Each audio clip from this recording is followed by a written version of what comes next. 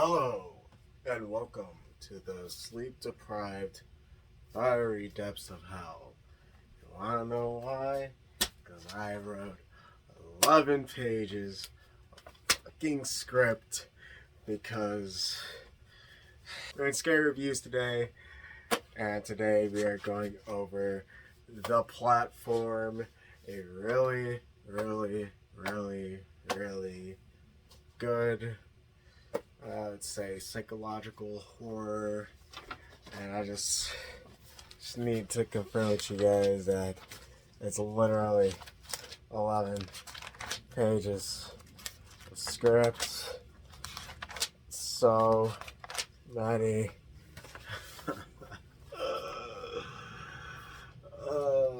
It's 7 a.m. in the morning, no sleep whatsoever, because I am helping my brother move. Complicated, not my story to tell. Helping my brother move right now.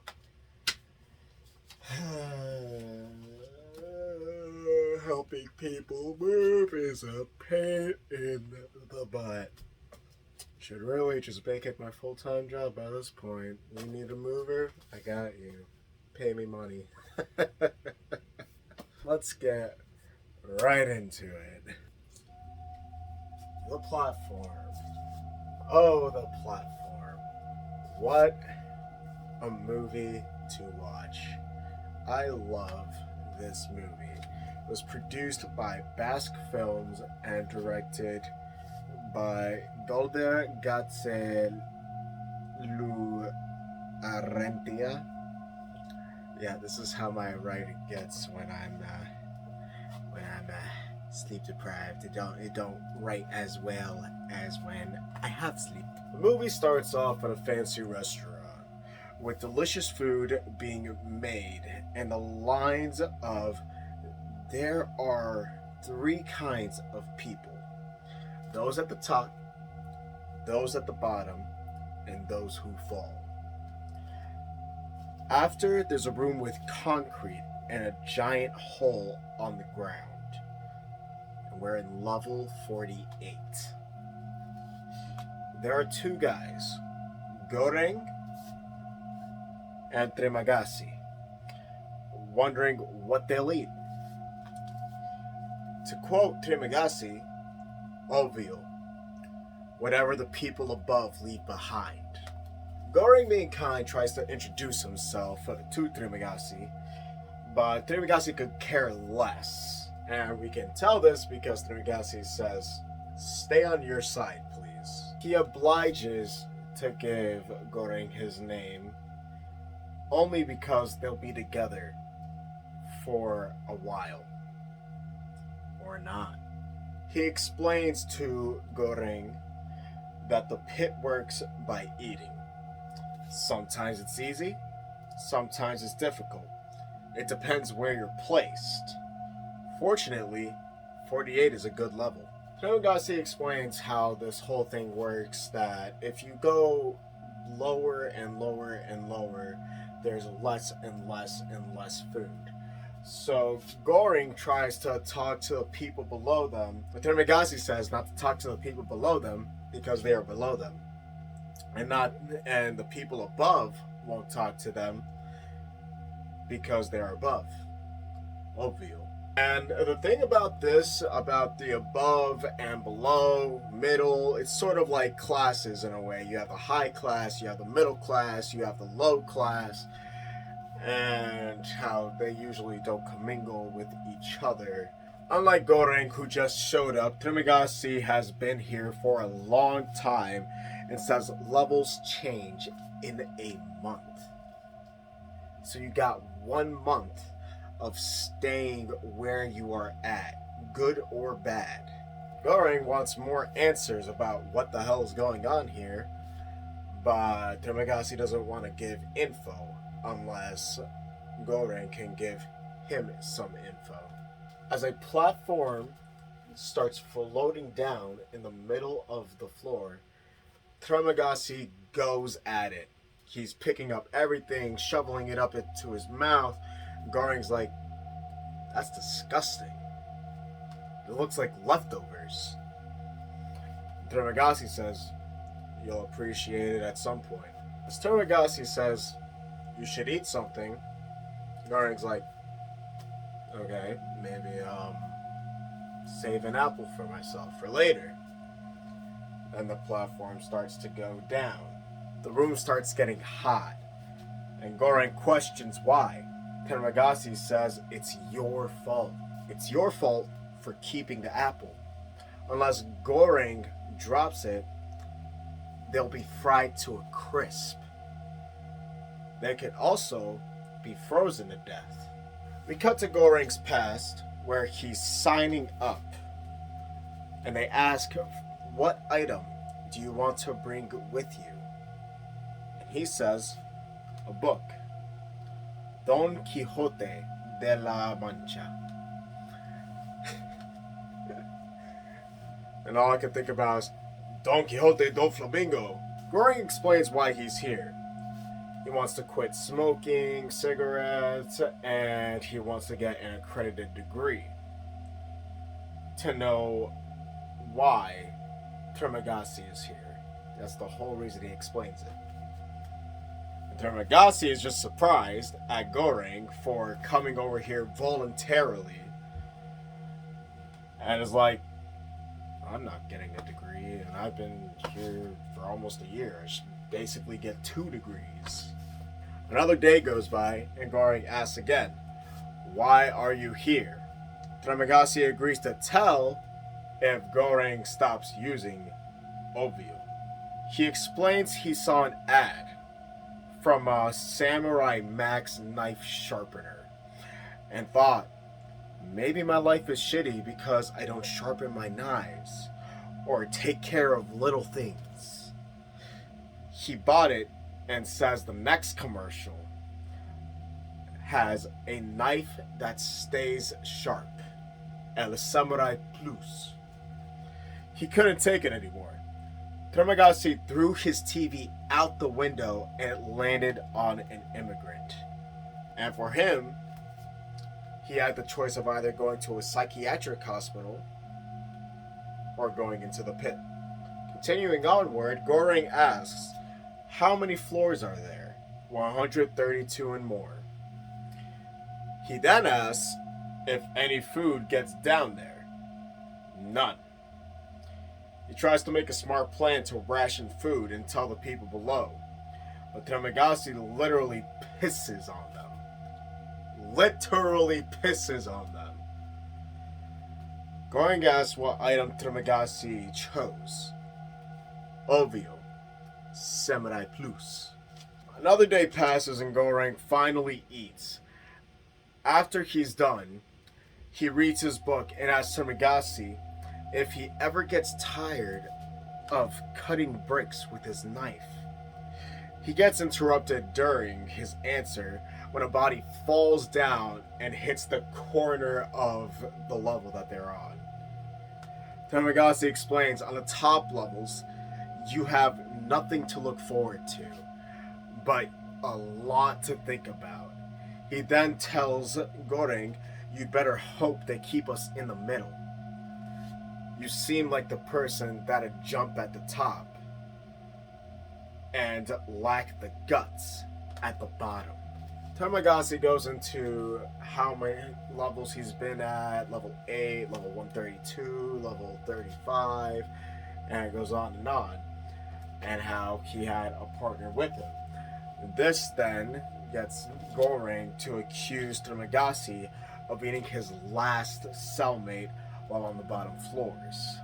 He then cut to the platform where there's a girl sitting on it, Miharu. She makes her way down every month looking for her child. Goring wants to help, but Dmeraki could care less, saying she kills her cellmate each month in hopes of seeing her son. He then says he didn't kill his last cellmate. His cellmate completed his time and is now living his life, probably with an accredited degree. They survived when a body fell down the pit, and they ate human flesh. Yep, this is the lovely part of the platform. You get some cannibalism. I can promise you that it's not as bad as Green Inferno. If you watch Green Inferno, you know what I'm talking about. This, nowhere near Green Inferno. Green Inferno is a whole nother level. As the platform goes down, Miharu gets attacked on the level below, but ends up killing both the people in that level. Days pass. As Goreng and Trimagasi become closer, it's finally a month.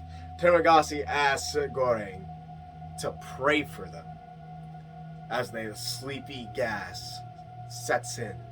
And the only reason he asks Goreng to pray for them is because he doesn't know if they're going to be on a worse level. But, da-da-dun, Goreng wakes up, tied to his bed. And they are on floor 171. And the thing I did not explain about the platform is they have all this food that gets piled onto this one platform. And each and every floor has to share the food. And there's 2 people on each and every floor. So imagine what happens when you're on floor 171. No food. Goreng wakes up tied to his bed on floor 171. Trimagasi explains hunger makes people mad. They might be friends now, but eventually Goreng would look at him differently. And Trimagasi says it's eat or be eaten.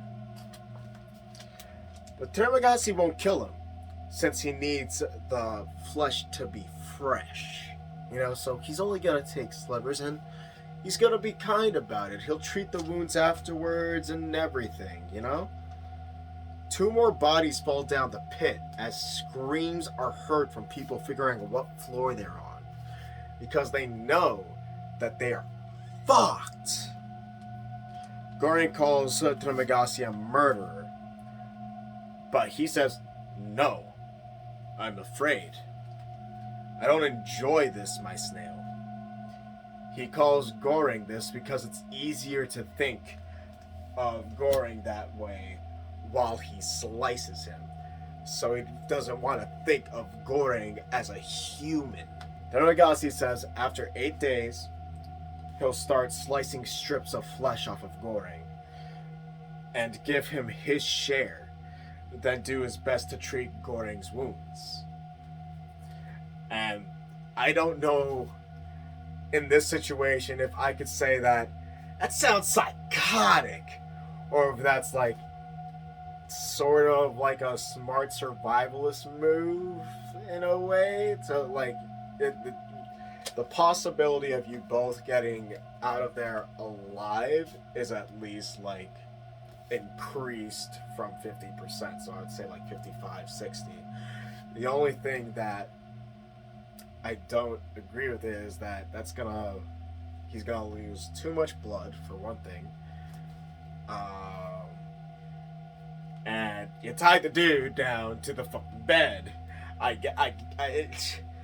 get it, but 8 days pass. A Trimagasi starts.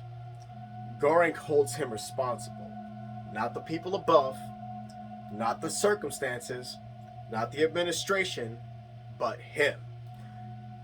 Because Trimagasi is saying, I'm trying to help us, man. It's not my fault. But Goreng's like, no, this is your fault. This is what you are doing to me. You are being a murderer. You might have not murdered that last person, but you are murdering me.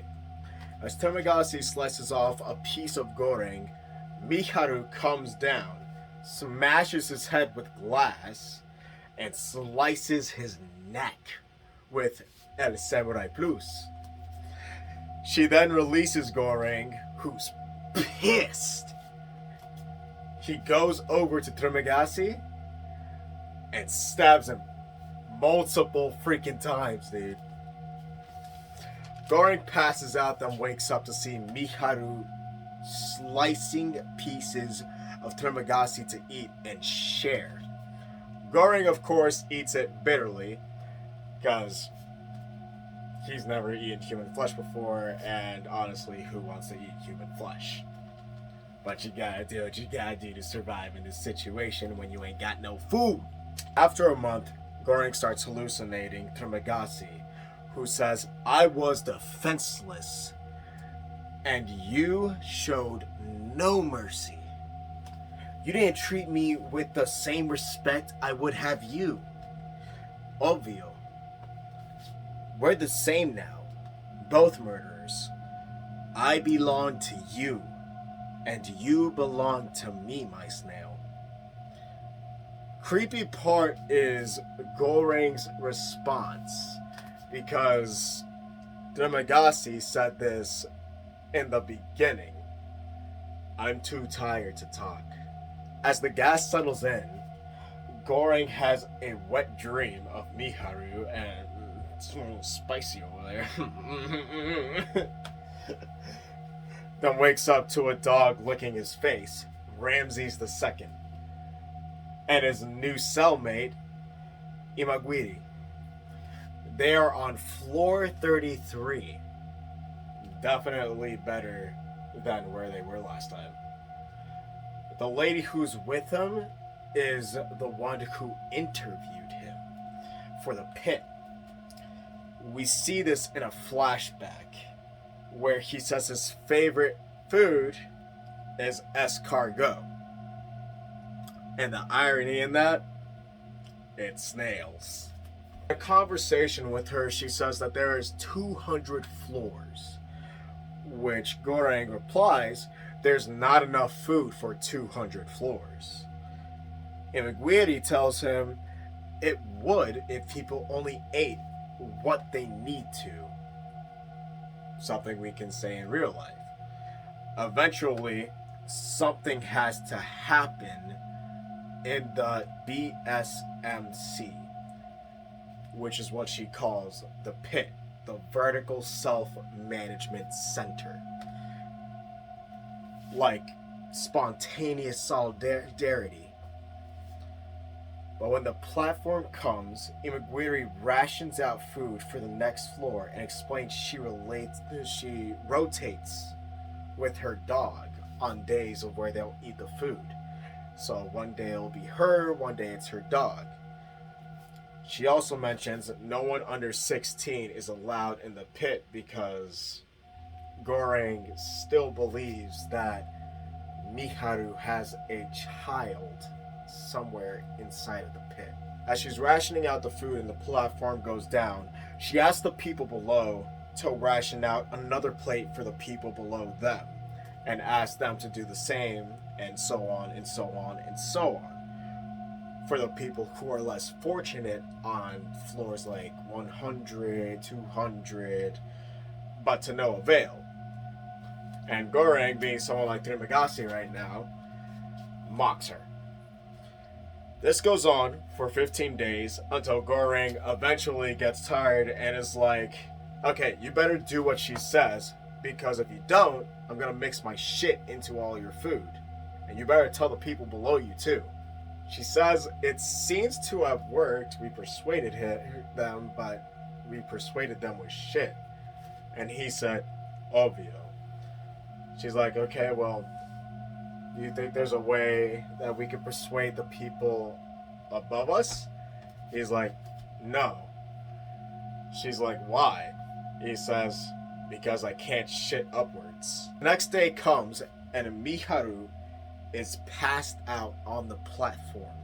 While helping her, Ramses takes something from the platform, and the room starts to freeze. It gets super cold, and Miharu's like, it's freezing.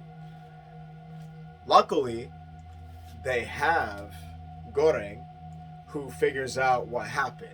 He goes towards the dog and sees that the dog has food. He grabs it, the food, and throws it down so that they won't freeze to death. It becomes nighttime. It's dark. Goreng's like half asleep, half awake, and finally passes out. Miharu opens her eyes and is just staring at the dog. Goreng is woken up by screaming because Miharu and Imagiri is fighting each other. Imagiri's like, I hate you. Goreng's like, what? What's wrong? And he sees the dog's dead body. Miharu opened up the dog for food. Or probably food to bring to her child. As morning comes, Miharu goes down on the platform and Goreng's just standing there, finishing up whatever he has. And Imagiri starts to explain Miharu's situation. Imagiri explains Miharu doesn't have a child. She's crazy. And as she's explaining this, Miharu kills one of the people below them. She says Miharu wants to be the Asian Marilyn Monroe, and she wanted to do this, but she's just a crazy killer. Imagiri continues on saying that she didn't know she was sending these people to this hellhole for the 25 plus years she's been working for the administration. She really wants Goreng to believe her.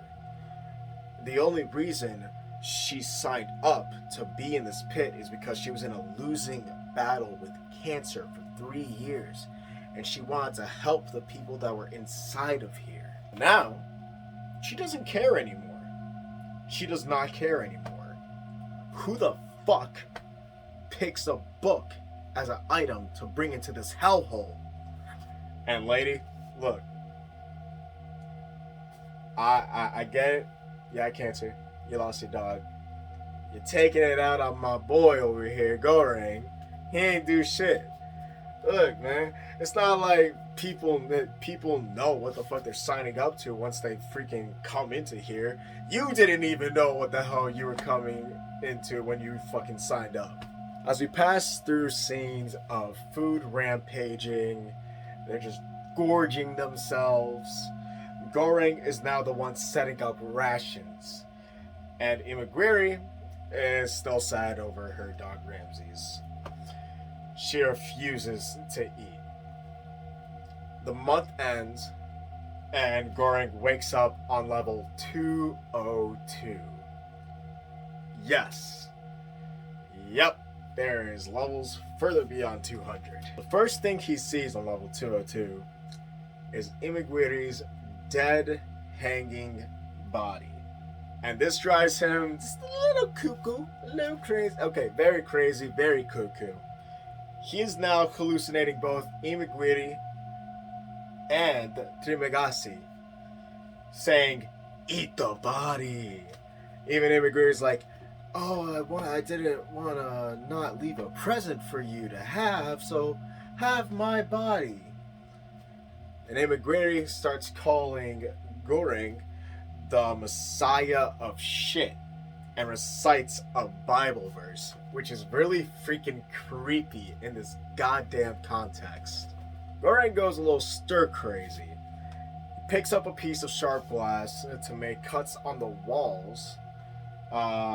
He starts eating paper from his book, and he keeps playing with his fingers. But he eventually caves. He grabs El Samurai Plus from the Halusa Trimagasi and starts cutting Imagiri's body. And the interesting thing is that the glass piece that he was holding is what turned into the Samurai Plus. The month ends, and he's now on level 6, one of the best levels he could be on. Beautiful. With rope climber Baharat. Baharat wants to escape, but the people on level 5 are messing with him. Like, what God do you believe in? He's like, the one true God. They're like, oh, what will God do for us if we help you? He's like, everlasting life. Everlasting life? That sounds like a good trade.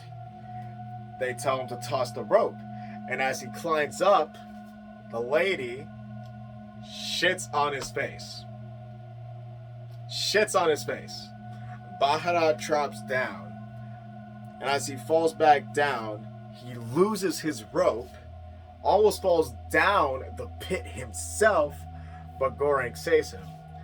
And Baharat's just saying, we're stuck here. I'm stuck here. I'm one of the best levels. I'm stuck here. I'm fucked. I'm totally screwed. I'm fucked. As night hits, Goreng makes a plan to ration out food to every level, using any weapons necessary he and Baharat can find.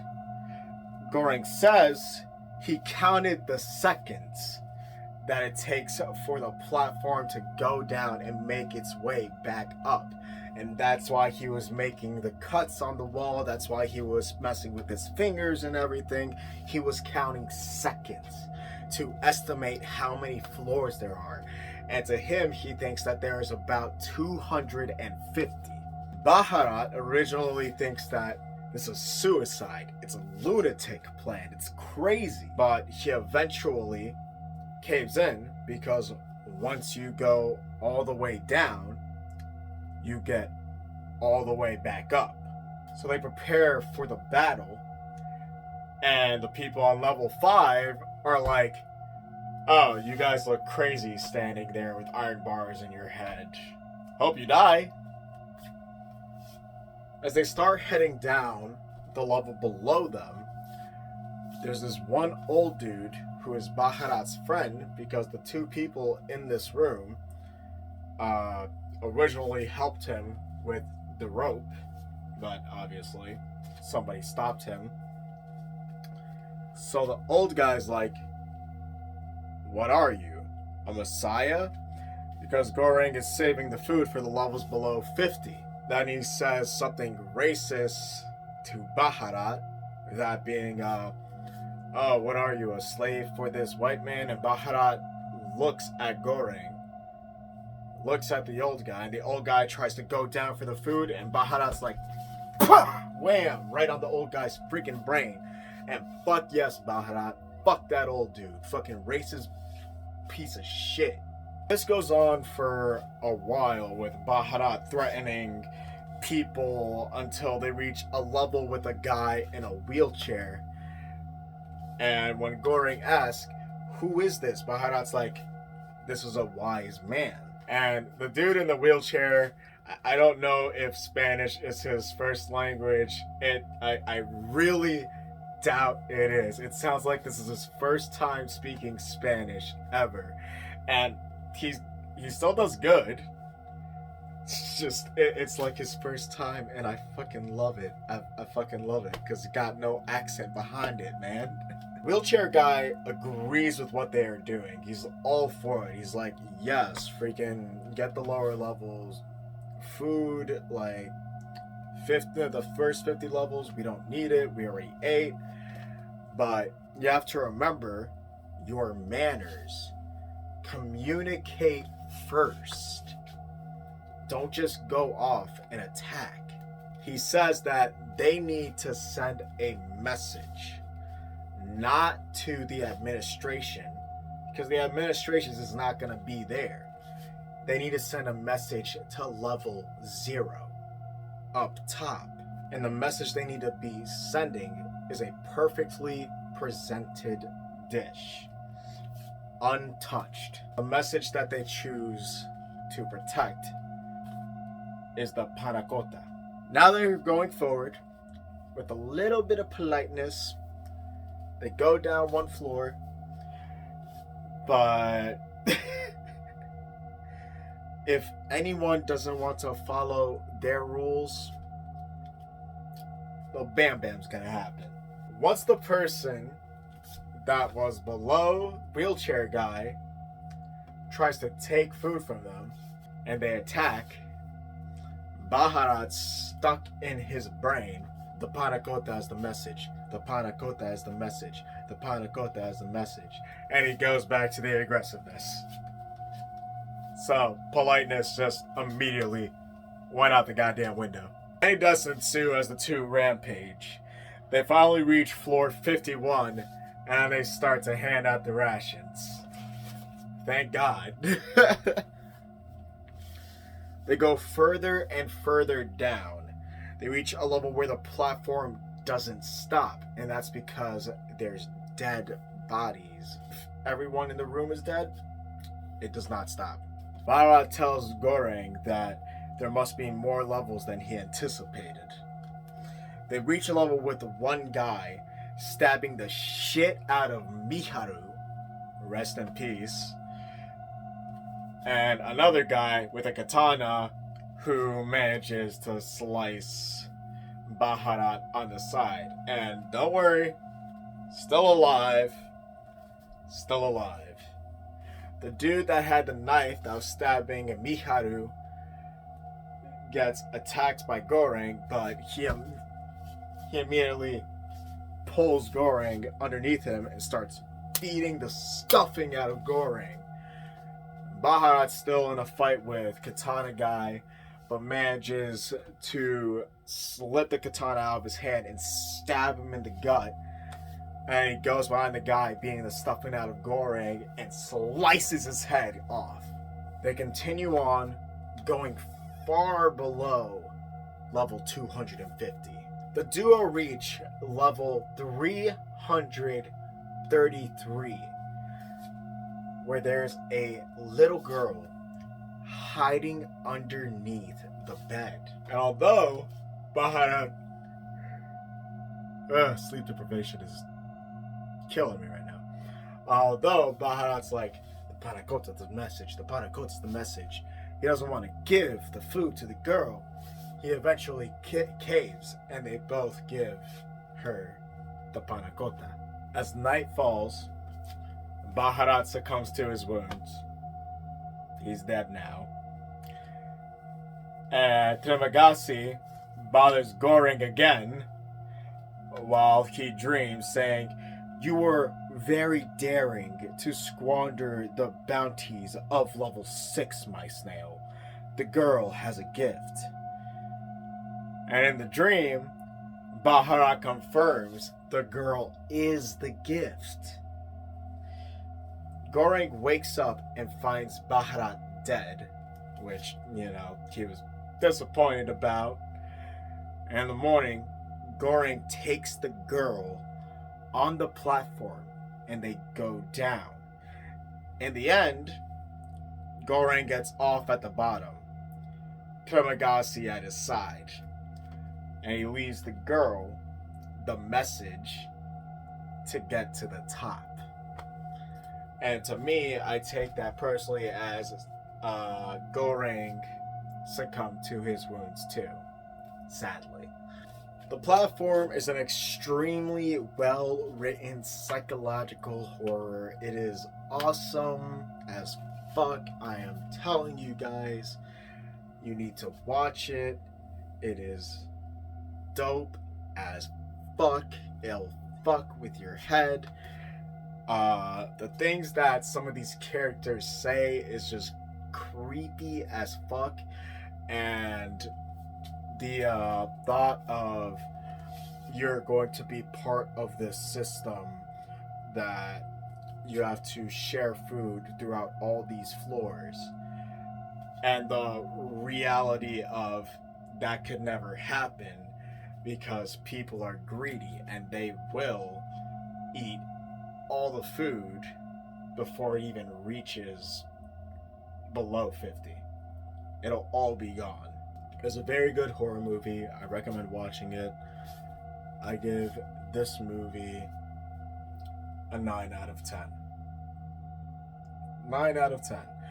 Really, really, really dope ass movie. I am telling you guys, watch this shit. I love it.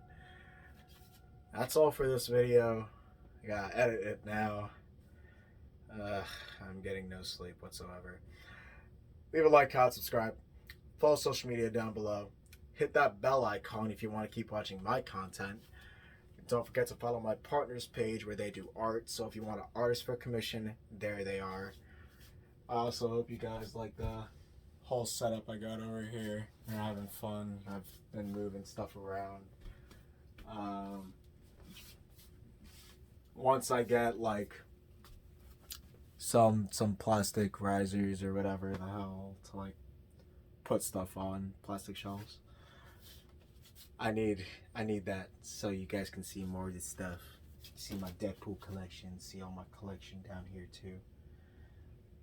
So we'll figure that out as time goes on, once I get a job.